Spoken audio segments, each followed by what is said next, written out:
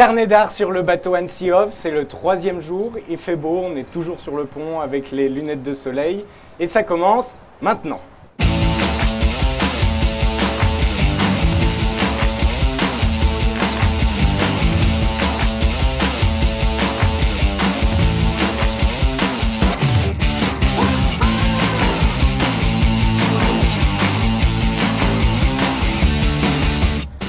Arnaud, tu regardes encore le générique avec autant d'amour. Je ne laisse pas. On est tous bien ta tête, de plus en plus beau. En fait, t'es narcissique, quoi. Oui, ouais.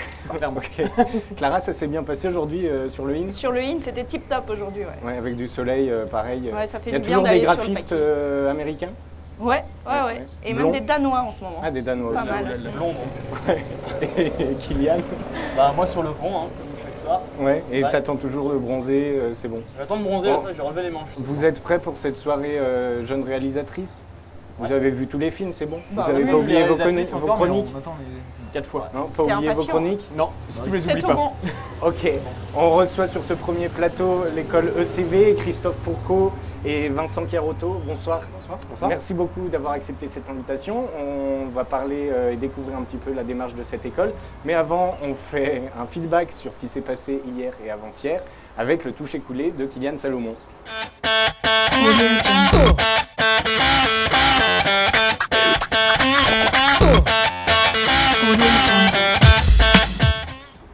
Bonsoir, donc nous voici à l'aube de cette 3e journée au festival d'Annecy Off, festival d'animation, qui a commencé sur ce pont, au premier jour dans le bateau. Maintenant on est sur le pont, tout va bien, il fait beau, et je dois dire que ça commence très bien.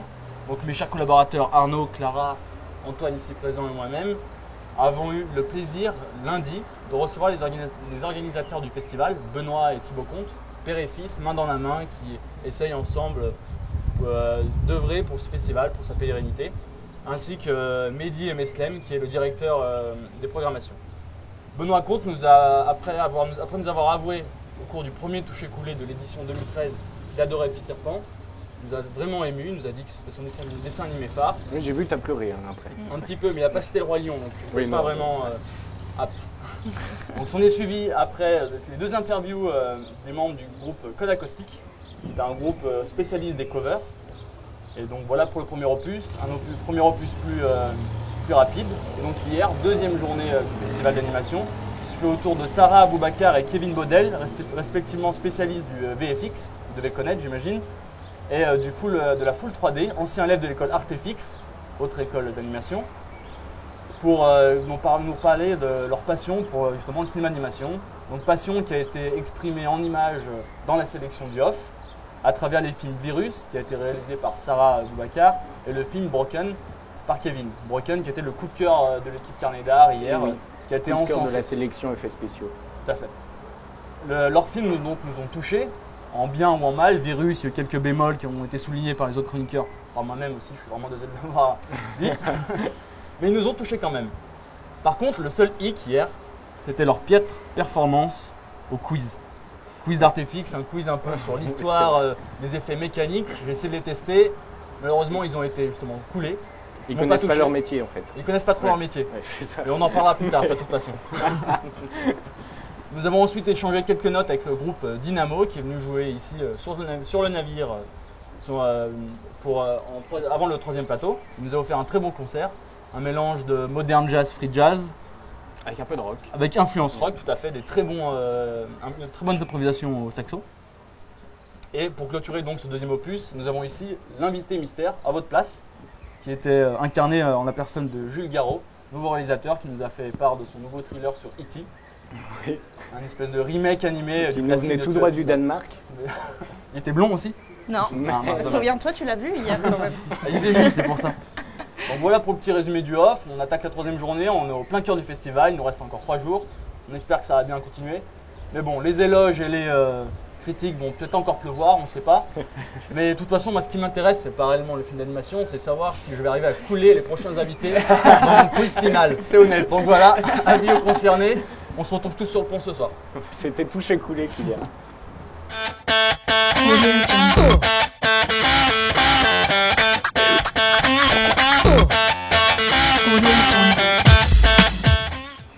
Alors Christophe Fourcault, vous êtes le directeur de l'école ECV Bordeaux. Vous avez fait un petit commentaire pendant l'insert. Est-ce qu'on peut le réentendre? Il va falloir être bon, ouais, effectivement, on a un peu la pression là. Bon, pas trop peur? Un petit peu quand même, hein, Ouais, un petit bah, peu. vous hein. avez raison. Vincent Chiarotto, vous êtes le responsable pédagogique de cette même école. Mais merci, vous avez fait ce chemin jusqu'à Bordeaux pour venir nous voir. Effectivement. Ça, c'est super gentil quand même. Vu les grèves, ça n'a pas été simple, mais on y est arrivé. Bon, Arnaud. Oui, bonsoir, merci beaucoup. Pour commencer, est-ce qu'on peut parler un peu des principes majeurs de l'école et de sa naissance, de sa genèse? Oui, bien sûr. L'école existe depuis maintenant 30 ans.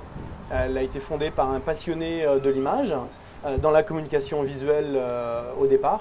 L'école fait partie des rares écoles qui résistent encore au fonds de pension, puisque vous le savez peut-être, beaucoup de fonds de pension étrangers sont en train de racheter les écoles supérieures françaises. Alors c'est peut-être une bonne chose, ça montre qu'effectivement il y a de la qualité en France. Néanmoins, on a souhaité rester indépendant et donc à ce titre, les fondateurs de l'ECV sont toujours à la tête de l'école. C'est l'école leader en France dans la communication visuelle. Il y a 1300 étudiants répartis sur 5 sites dont Bordeaux. La particularité de l'école, c'est que nos étudiants passent par une prépa intégrée où là, ils en bavent vraiment sur le dessin. Après le bac. Juste après le bac, effectivement. Donc ça s'adresse à des passionnés de graphisme qui ont envie vraiment d'acquérir énormément de compétences. C'est un cursus en 5 ans qui débute d'abord par une prépa intégrée où là, c'est beaucoup de dessins.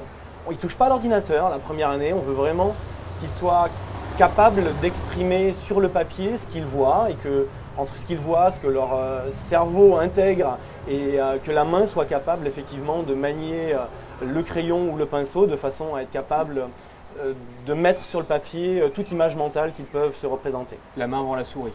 Exactement, la main avant la souris, c'est exactement ça. Et à la fin de cette première année qui est assez sélective et qui s'adresse vraiment à des passionnés, il y a 2 choix possibles. Soit ils partent sur la communication visuelle pour se destiner en tant que graphiste ou dans la publicité. Et de l'autre côté, ils peuvent choisir le cinéma d'animation, où là, effectivement, pendant 4 ans, ils vont pouvoir s'éclater sur la souris, mais pas uniquement, puisqu'ils continueront à avoir énormément de dessins, de création d'univers, et c'est vraiment l'alliance entre le domaine de la création artistique et la maîtrise technique de différents logiciels, dont Vincent parlera sûrement beaucoup mieux que moi. D'accord, merci beaucoup. Les logiciels maintenant. Justement, j'ai une question auprès d'Artefix. J'ai parlé de logiciels massifs. Donc, vous connaissez, j'espère. Ils ont un logiciel qui permet de faire de la gestion de foule. Qui avait été lancé, je crois, par Peter Jackson. Tout à fait. En tout cas, voilà, qui avait lancé cette recherche-là et qui a bouleversé vraiment la gestion de foule en 3D. Donc au niveau de CV, les logiciels… Alors c'est pas massif du tout, parce que c'est pas du tout accessible pour une école. Mais en fait en 3D, il y a 3 logiciels aujourd'hui, je ne vais pas dire standards, mais qui sont les logiciels les plus répandus. Maya qui est le plus répandu aujourd'hui. Après 3ds Max, XSI, qui sont 2 logiciels qui sont aussi à peu près du même niveau. Mais Maya est aujourd'hui vraiment de plus en plus utilisé dans les studios. Voilà. Ce qui fait que nous aujourd'hui on travaille sur 3ds Max et Maya. Et d'autres logiciels qui sont des logiciels à côté pour faire du sculpt 3D, donc une nouvelle vision de la 3D depuis quelques années. Donc ça sera Mudbox et ZBrush pour ça.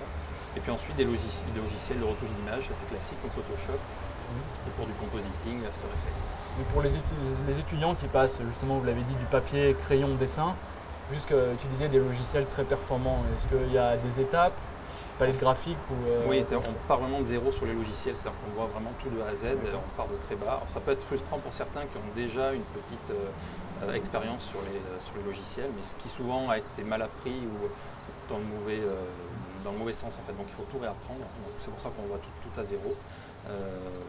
La tablette graphique effectivement arrive très vite dans la formation sous Photoshop et après plus tard dans la 3D. Autant avant de 3D on ne servait pas du tout de la tablette. Depuis quelques années maintenant, pour faire vraiment du sculpt, c'est-à-dire voilà, dessiner les veines, dessiner tous les petits détails, on va servir aussi de la tablette en 3D. D'accord. Moi, j'avais une question à vous poser. Vous êtes là sur le Festival d'animation d'Annecy, à la fois sur le off avec nous, parce qu'on présente certains des films de votre école, mais aussi sur le in. Comment est représentée dans la programmation globale la 3D, la FX et tout ça? Est-ce que ça représente une majorité des films d'animation qu'on a? Est-ce que ça va gagner en popularité? Est-ce qu'en France, c'est moins connu que dans d'autres continents? Est-ce que vous pouvez nous faire Panneau général. Ça dépend aussi des festivals. C'est vrai qu'à Annecy, on a tendance, sur les sélections officielles, il y a souvent aussi des films qui sont par rapport à leur traitement très originaux. Donc c'est aussi ce qui les démarque et qui vont être dans la sélection. Pour le moment, c'est vrai que sur les films qu'on fait, on a une approche un peu plus classique au niveau de l'histoire, au niveau de la trame et de la narration, qui fait que peut-être les films 3D sont un peu moins mis en avant. Mais aujourd'hui, que ce soit 2D ou 3D, le choix technique n'est pas si important que ça finalement. C'est vraiment l'idée originale, le parti pris qui fera la différence sur ces sélections-là.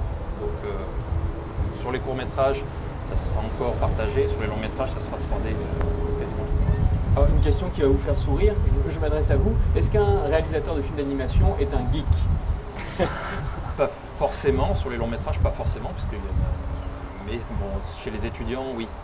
Mais il y a geek et geek, c'est-à-dire qu'il y a quelques années encore, on avait vraiment l'image du geek, donc c'est-à-dire en gros, le poilu, le casque, Rentrons dans le cliché. le gros cliché, mais c'était le cas, chips, c'était vraiment le cas. pizza. Voilà, les pots de saucisson partout sur le L'acné bureau. juvénile. C'était ça. Maintenant, on se rend compte qu'il y a déjà beaucoup plus de filles qu'avant dans ces formations-là, mais aussi dans les studios. Il y a de moins en moins d'autodidactes dans les studios, alors que ça a été toute une génération qui travaillait sur les plus gros projets. Et on a des geeks, mais on est quasiment, en tout cas sur les jeunes générations, ils sont tous geeks déjà par défaut, quoi. Et c'est parce que le secteur s'ouvre à un plus large public progressivement ou c'est des vocations qui changent? Mais ça c'est, autant, moi quand j'ai commencé mes études aussi dans ces métiers-là, certains de ma promotion ne savaient pas faire les majuscules par exemple avec le clavier. Ah oui, ça a dû être long.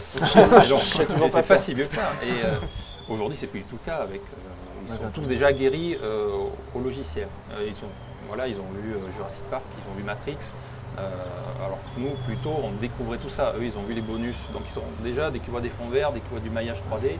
Vous étiez encore avec King Kong et l'animatronique qui bougeait. Voilà, c'est moi qui bougeais en fait, Les marionnettes. les petites marionnettes en noir et blanc. Et donc, à la base, beaucoup de vocations. Est-ce que de l'autre côté de l'entonnoir, il y a beaucoup de débouchés également? Alors, oui, il y a des débouchés, mais ceci dit, les statuts ne sont pas du tout les mêmes, puisque en fait, pour moi assez facile de pouvoir comparer, puisque je m'occupe à la fois du département communication visuelle et à la fois du département du cursus animation. Et donc on peut voir que les débouchés ne sont pas du tout les mêmes. Oui, il y a des débouchés, mais par contre, ils ne sont pas forcément locaux en animation. Il faut absolument maîtriser l'anglais parce que automatiquement, ils auront à travailler sur des projets anglophones, même si c'est en France. Beaucoup vont devoir bouger, c'est ce qu'ils font. On a des anciens étudiants un petit peu partout dans le monde, aux États-Unis notamment. Et c'est aussi des profils qui, au-delà de la langue, doivent appréhender peut-être une autre forme de travail, c'est-à-dire que beaucoup sont intermittents. Alors le mot intermittent tout de suite peut faire relativement peur. Il faut savoir que dans l'animation, c'est quelque chose d'assez classique et qui permet de gagner sa vie et de rebondir assez facilement. Donc c'est peut-être pas aussi facile de trouver du travail dans l'animation que dans la communication visuelle. Il faut vraiment être très bon et il faut avoir deux qualités principales. Parce que être geek, on voit, pour rebondir un petit peu sur ce que vous disiez tout à l'heure, être geek, c'est avant tout aimer la technique. Ça ne suffit absolument pas pour trouver du boulot dans l'animation. Au jour d'aujourd'hui, les studios recherchent à la fois des personnes extrêmement créatives avec de réelles compétences artistiques et en plus la technique, le côté geek. Et c'est l'alliance de ces deux choses, couplée effectivement avec une grosse culture cinématographique et la langue anglaise, qui va faire que les étudiants vont trouver du travail relativement facilement s'ils possèdent ces qualités-là. Ce vers quoi, bien évidemment, on les pousse. Et votre conseil pour les passionnés qui sortent du lycée, les passionnés de films d'animation? Si c'était d'aller dans votre école. Alors ça, c'est le premier conseil. Et bizarrement, c'est pas forcément d'aller vers les logiciels de 3D ou de retouche d'image. La première chose, c'est de dessiner un maximum pour avoir l'œil, c'est très important. Et ensuite, c'est la culture de l'image et du cinéma, en fait. Et notamment, on se rend compte chez les jeunes générations qui viennent dans notre école, quand on regarde un peu leur culture du cinéma, ça va s'arrêter à Jurassic Park, au plus loin qu'on puisse aller. Donc c'est ça qu'il faut vraiment travailler, regarder du Hitchcock, du Kurosawa, toutes sortes de films, mais aller vraiment les chercher très très loin. Pour moi, voilà, c'est le plus important. Vous insistez sur une culture cinématographique qui est très importante, mais est-ce qu'il est aussi nécessaire de s'ouvrir à d'autres cultures comme le design, la bande dessinée, le graphisme, etc. Vous les encouragez dans cette voie? Alors, non seulement les encourage, mais il y a des cours dans Il y a ces design matières-là. corporate, j'ai farfouillé un peu dans le site, j'ai vu Ouais. Alors énormément de sections différentes dans le CV. Ça, c'est la partie communication visuelle. C'est-à-dire qu'il y a une première année de prépa, ensuite il y a les 2 voies, soit la partie communication visuelle, qui se termine par 2 masters spécialisés, 3, pardon, pour être plus précis, 3 qui sont effectivement la partie corporate, tout ce qui est identité, la partie publicitaire, la deuxième partie, et la troisième partie, c'est le digital design. Tout ça, c'est en communication visuelle. Et de l'autre côté, il y a l'animation. Et dans l'animation, il y a 2 masters spécialisés sur les 2 dernières années. Le cinéma d'animation d'une part et le game design d'autre part. Donc c'est un peu travailler dans des jeux vidéo, c'est un peu le saint graal aussi pour toute personne. Oui, mais alors là, attention, il faut démystifier un petit peu les choses. C'est vrai qu'on a beaucoup de jeunes qui jouent aux jeux. C'est aujourd'hui, depuis 2008, depuis 2008, oui, le poids économique du jeu vidéo a dépassé celui du cinéma dans le monde. Donc c'est quelque chose de très important qu'on oublie peut-être et que les parents oublient bien évidemment ou par méconnaissance ne savent pas. Et donc ont toujours très peur que leurs enfants partent dans le jeu vidéo. Faut savoir que c'est quand même un marché extrêmement difficile. Si vous nous posiez la question tout à l'heure des débouchés, dans le game, il y a du travail, mais c'est encore plus dur et il faut vraiment être hyper bon pour travailler dans le jeu vidéo. Et il ne faudrait pas tomber dans le piège un petit peu facile de l'étudiant qui joue beaucoup et qui se dit « ouais, c'est génial, j'aimerais faire ça ». Entre jouer aux jeux vidéo et être un véritable professionnel avec une vraie valeur ajoutée sur le marché du travail dans ce secteur-là, ça passe par beaucoup d'années d'études, beaucoup de sacrifices et vraiment c'est quelque chose qui est atteignable et ce vers quoi effectivement on va tendre pour emmener nos jeunes dans cette voie-là, mais c'est pas si simple que ça et ça demande vraiment beaucoup de travail dans tout un tas de matières différentes, y compris en illustration, en création d'univers notamment. On continue à les faire travailler le dessin. Il y a ce qu'on appelle le modèle vivant, je ne sais pas si vous connaissez, ce qu'on retrouve dans les écoles de beaux-arts par exemple. Donc c'est un homme ou une femme nue qui pose et donc là les étudiants dessinent, croquent sur des… Il faut vraiment le CV, posent sur des poses de 10 minutes à 30 minutes. On est vraiment sur une expression artistique et ça, s'ils font ça beaucoup en première année, sur le cycle supérieur en animation, ils vont continuer mais à la tablette graphique où là effectivement ils vont pouvoir travailler toujours ces matières fondamentales si importantes à l'animation, mais de façon différente pour aller vers du digital. On a par exemple notamment une tablette Cintiq, c'est comme un iPad géant qui permet de travailler directement sur les logiciels comme Photoshop par exemple, avec un stylet et ça fait 21 pouces, donc on a une grosse surface de dessin. Alors on va regarder justement le travail que vous effectuez à l'ECV et on en parle juste après.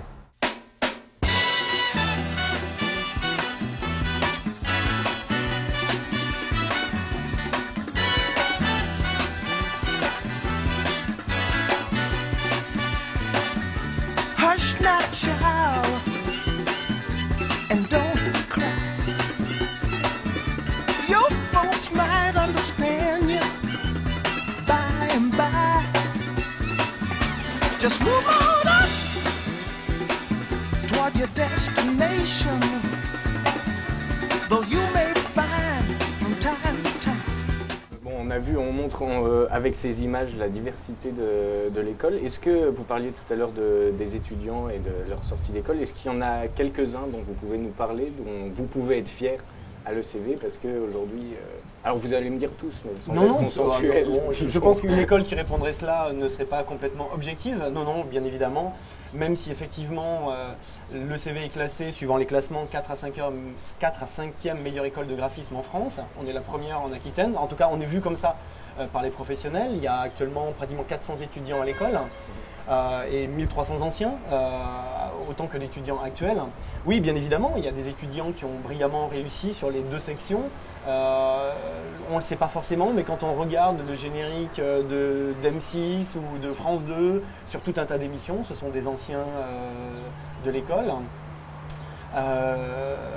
On a des étudiants en animation qui ont participé, qui ont travaillé sur Assassin's Creed, sur certaines parties d'Assassin's Creed. Donc là, ça parle assez facilement aux jeunes quand on commence à dire ce genre de choses. Il y a, j'ai pas forcément là en tête Vincent, tu penses à qui? Mais en fait, c'est vrai que la formation est assez polyvalente, on les retrouve dans beaucoup de secteurs, et donc ça peut être sur beaucoup de publicités avec des effets, sur des films d'animation, un ancien qui est chez DreamWorks notamment, donc on a vu ce qu'il a fait dans Chapeauté ou dans Megamind. Donc effectivement, il y en a un petit peu partout, il y en a chez MacGuff, il y en a dans les plus grands studios d'animation. Il y en a même un ce soir, puisqu'il y a eu, oui, ce soir, il y a en avant-première de mémoire les premiers épisodes de Calimero qui sont présentés. Nos anciens qui a réalisé Et quelques voilà, plans. par exemple, pour reprendre l'actualité du jour, la liste serait vraiment très très longue.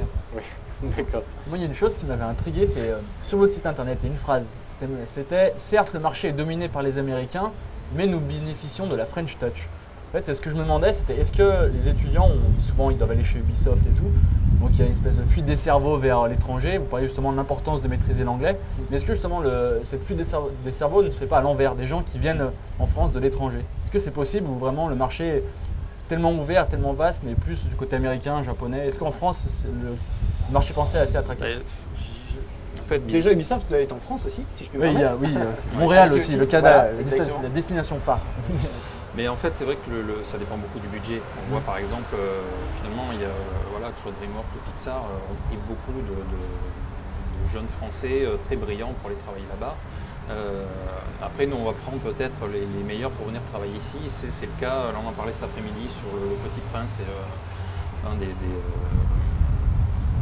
réalisateurs principaux dans Kung Fu Panda qui est venu aider ici. Après, c'est par exemple chez MacGuff, c'est Universal qui est venu aussi amener du budget par rapport à ça pour travailler sur Moi Moche et Méchant. Donc c'est un peu dans l'autre sens. C'est vrai qu'après en France, on court toujours un peu derrière les Américains pour des questions de budget. Après, il se passe plein de choses avec Luc Besson notamment qui amène beaucoup de choses. Arthur et les Minimoy, on peut en penser ce qu'on veut au niveau du scénario, au niveau de la qualité technique. Mais ça apporte énormément, ça apporte une grande impulsion aux autres studios. Il va y avoir de plus en plus de studios. Ubisoft maintenant va faire du cinéma aussi en full 3D. Je sais que il y a d'autres projets qui sont en cours, qui ne sont pas encore officiels, mais on va aller de plus en plus vers l'avant. Mais c'est vrai que les échanges en général sont beaucoup plus pour le moment les Français qui vont aux États-Unis que l'inverse. D'ailleurs, on recevait il y a quelques temps, comme toutes les semaines, on a des séminaires où on fait venir des intervenants extrêmement connus dans le domaine de l'animation qui arrivent d'un petit peu partout. Et on discutait avec un qui arrivait de Londres et je lui posais la question, donc il était venu une semaine faire un séminaire, je lui posais la question s'il y avait effectivement des Français dans les studios en Angleterre et il nous disait où que l'on aille, quel que soit le studio, la proportion de Français est d'environ 40%. C'est très demandé. Énorme, voilà, ce qui est énorme. Donc c'est une bonne nouvelle que la France forme plutôt bien ces jeunes, effectivement. Ça serait une autre chose qu'effectivement les projets soient plus en France. En tout cas, visiblement, on les forme plutôt bien. En tout cas, au regard de la demande à l'international, la France est vue d'un très bon œil. Clara? Est-ce qu'on observe vraiment une concurrence, notamment avec le marché asiatique? Est-ce qu'il y a une émergence, par exemple, de la Chine ou de l'Inde? Le Japon est déjà très performant, ils ont tout l'univers manga, mais concernant ces pays émergents, qu'est-ce qui se passe? Malheureusement. C'est-à-dire qu'il y a beaucoup d'animations, notamment qui sont traitées en Chine, en Corée ou en Inde, notamment sur les séries animées en France, qui fait qu'il y a beaucoup de demande en main-d'œuvre de moins en moins importante, sur la série en tout cas. Une forme de sous-traitance vers ces pays-là. Et ce qui fait que toute l'animation 2D, notamment pour les séries qu'on voit à la télévision française, est faite là-bas, mais aussi pour des jeux vidéo. C'est-à-dire que la modélisation de voitures dans certains jeux, toutes les choses qui peuvent aller assez vite sont faites là-bas, à grande échelle du coup, parce que c'est vraiment presque des usines à produire de la 3D. C'est ce qui est un peu dommage. Alors, toute la créativité, toutes les idées restent en France, mais on va dire l'animation a tendance à partir en Chine pas sur les gros budgets, on va dire sur les budgets un peu secondaires en général. D'accord. On accueillait Artefix hier, on vous accueille aujourd'hui, l'école ECV. Ce qui marque, c'est l'importance dans votre discours et dans la formation du rapport physique corporel au dessin. Et vous me faites sortir de mes clichés justement du geek ou de l'usine à pixels. Est-ce que c'est une constante des écoles d'animation en France, dans le monde, ou c'est les deux écoles ECV et Artefix Je dirais des bonnes écoles. Aujourd'hui, c'est simple. Le marché, une école et une bonne école se doit d'être en cohérence avec le besoin du marché. Donc en fait, c'est relativement simple. Aujourd'hui, Contrairement peut-être à l'idée reçue, il ne suffit pas de maîtriser parfaitement un ou plusieurs logiciels de 3D pour trouver du boulot dans la 3D. Ça, c'était vrai peut-être il y a X années. Aujourd'hui, c'est complètement faux. Donc, bien évidemment, une école, si elle veut continuer à se développer, si elle veut avoir de la notoriété, il est évident qu'elle doit coller aux besoins du marché. Le besoin du marché, et celui-ci, il est que la personne qui sera embauchée doit maîtriser la partie créative, la partie artistique et la partie technique. D'où Et c'est la votre French remarque. Touch. C'est ça la French Touch? Ça doit en faire partie, effectivement. Ouais, je pense que cette compréhension-là en fait partie. Et puis, il y a une certaine émulation. La concurrence est plutôt saine. Il y a de très belles et de très bonnes écoles de communication visuelle, mais aussi d'animation. Et à ce titre-là, la concurrence permet de tirer vers le haut. Ouais, c'est plutôt sain. Et pour comprendre ce marché, votre présence par exemple sur le Festival d'animation d'Annecy est absolument indispensable. C'est vraiment une jauge pour vous, pour comprendre ce qui se passe en ce moment? Alors oui, c'est vraiment très fondamental à plusieurs niveaux.